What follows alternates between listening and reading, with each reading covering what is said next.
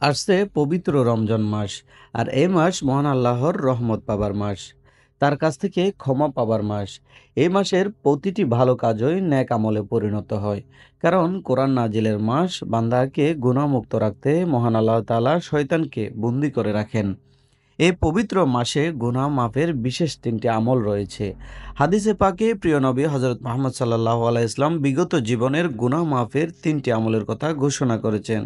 তা হলো, ১ নম্বরে যথাযথভাবে রোজা রাখা, ২ নম্বরে তারাবির নামাজ পড়া, ৩ নম্বরে লাইলাতুল কদরের ইবাদত করা।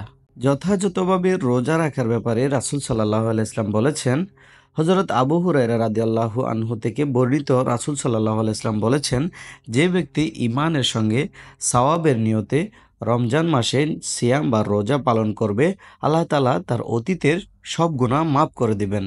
তারাবির নামাজ পড়া সম্পর্কে রাসূল সাল্লাল্লাহু আলাইহি ইসলাম বলেছেন, হযরত আব্দুর রহমান ইবনে আউফ রাদিয়াল্লাহু আনহু বর্ণনা করেন, রাসূল সাল্লাল্লাহু আলাইহি ইসলাম বলেছেন, মহান আল্লাহ তোমাদের উপর রমজানের রোজা ফরজ করেছেন, আর আমি তোমাদের উপর কিয়ামুল লাইল তথা তারাবির নামাজকে সুন্নাহ করেছি। মুসনাদে আহমদ থেকে বর্ণিত। হযরত আবু হুরায়রা রাদিয়াল্লাহু তাআলা আনহু বর্ণনা করেন, রাসূল সাল্লাল্লাহু আলাইহি ওয়াসাল্লাম বলেছেন, যে ব্যক্তি ঈমানের সঙ্গে সওয়াবের নিয়তে রমজান মাসের কিয়ামুল লাইল তথা তারাবি তাহাজ্জুদ আদায় করবে, আল্লাহ তাআলা তার বিগত জীবনের সব গুনাহ মাফ করে দেবেন। বুখারী শরীফের হাদিস। লাইলাতুল কদরে ইবাদত করা। হাজার মাসের শ্রেষ্ঠ রজনী লাইলাতুল কদর। এ রাতে ইবাদত ও আমল বান্দার গুনাহ মুক্তির জন্য অনন্য। এ রাতে মহান আল্লাহ তাআলা কোরআন নাজিল করেছেন।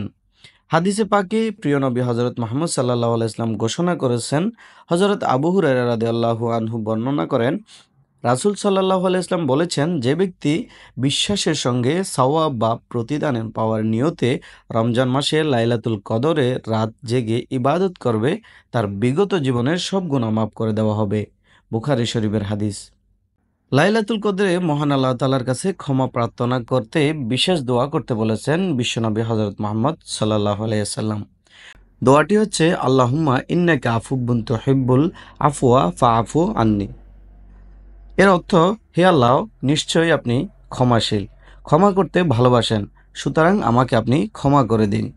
শুধু রমজান মাসের রোজা পালন, তারাবির নামাজ আদায়, লাইলাতুল কদরের ইবাদতেই গুনাহ থেকে মুক্তি মিলবে না, বরং দুটি শর্ত লাগবে। তা হলো, ঈমান থাকতে হবে, সওয়াবের পরিশুদ্ধ নিয়ত থাকতে হবে। যদি এই দুটি শর্ত ঠিক থাকে, তবে উল্লেখিত তিনটি আমলে বিগত জীবনের গুনাহ থেকে মুক্তি পাবে রোজাদার মুমিন। আল্লাহ তাআলা মুসলিম উম্মাহকে রোজা রেখে হাদিসে উল্লেখিত বিশেষ এই তিনটি আমল যথাযথ পালন করার তৌফিক দান করুক, হাদিসের উপর আমল করার তৌফিক দান করুক। তৌহিদুল ইসলাম সোহাগ, আরব বাংলা নিউজ, সংযুক্ত আরব আমিরাত।